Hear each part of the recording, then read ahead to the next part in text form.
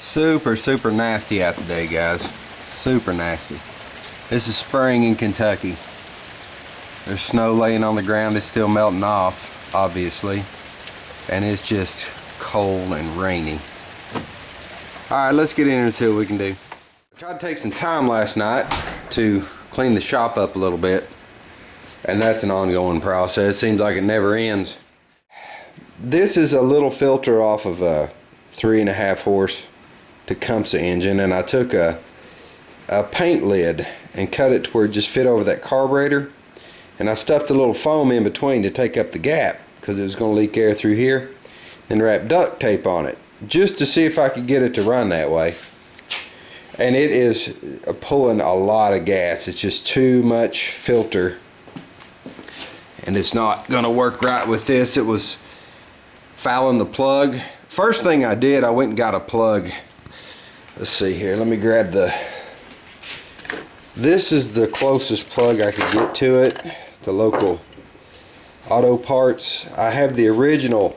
It looks like what was in the bike was the original Harley Davidson plug. So, you know, just in the basic troubleshooting, obviously that plug will probably need to be changed. So I'm going to throw this plug in it, see if it helps. I doubt it will. I doubt it'll run without the filter on it that was supposed to be on it. I've seen guys take, for these bikes, they used a coffee can and put the filter element in a coffee can and adapted it. I'm not wanting to go into all that trouble. He's wanting to restore this bike. I just want to get it running and see what all it needs. When it did fire up before it flooded out and fouled the plug, it didn't have any engine noise, no knocking and slapping and all that stuff, so I think the engine's okay.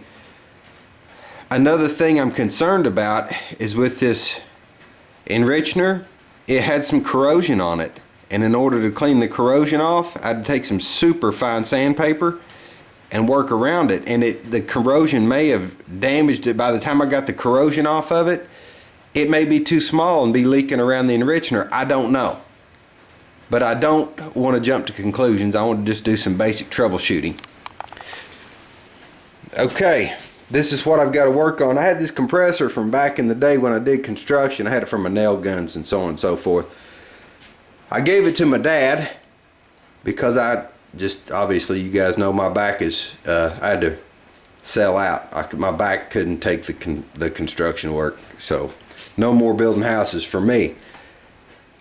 I gave this to my dad, and it was working great when I gave it to him, and he didn't use it, and it said, I think the check valve is stuck in it. I just don't like throwing money at stuff. I don't want to go and start replacing unloader valves and check valves and all this. It's a good compressor. It was running, it was just a super flawless compressor. So I'm going to take this check valve off and see if we can get it fixed. I had to fix this compressor the other day. It had to put new seals on the valve in the bottom of the tank. It wasn't sealing, had rust in it. My welder's not feeding. When you squeeze the trigger, it doesn't feed wire. Not sure where to go from here, guys. I took the check valve apart. There's some corrosion up in here. I'm going to clean that out. And this, sometimes, depending on what the material is, if you put a petroleum-based lubricant on it, it can swell it and make things worse. I almost didn't get that out of there. It's working now a little bit, but it was hard to get out.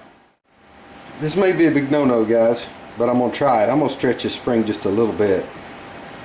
I don't want to go crazy with it, but I want it to return. I took a little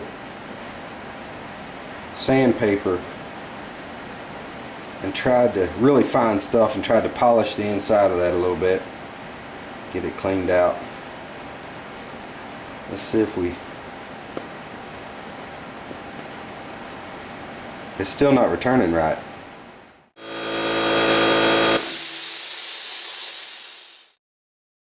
Well, guys, we couldn't get the check valve fixed. It's going to require replacement. I can order that at air compressor parts online for about, I think 20 bucks, something like that. So we're gonna order the part, let that go, and try to figure out why my welder isn't feeding. It seems like we have a missing piece here, guys. This has some Teflon on it, and if I remember right, my dad loaned this to somebody and he said they brought it back not working the way it was when he took it to them. What I'm going to try to do is get a washer.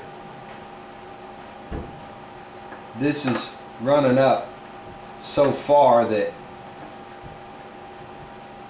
it wants, when this wire is feeding, it wants to tighten that and, you know, just keep tightening it down.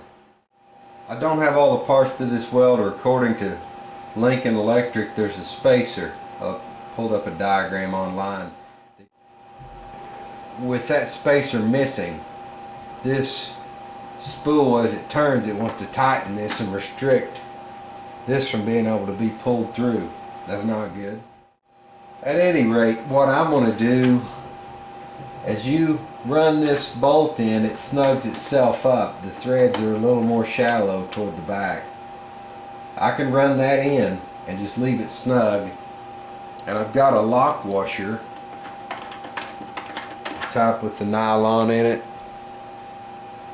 I'm going to allow that to keep this nut snug, tighten it back to where I need it, and we shouldn't have that problem any longer.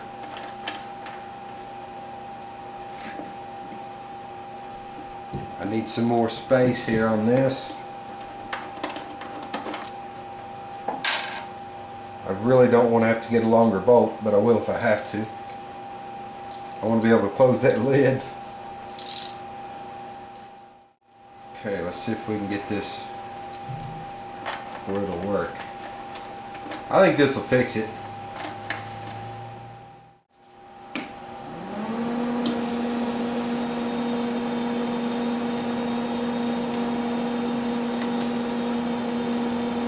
I think that'll work. I'm gonna leave it right there. Not what we had from the factory, but I believe we've got a welder again.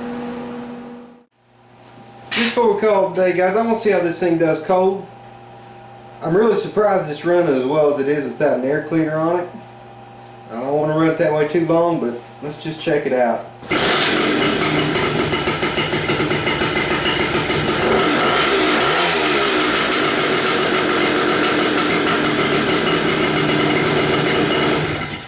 Cool. We're getting somewhere with it. We're just about to the point where we just tear it all apart.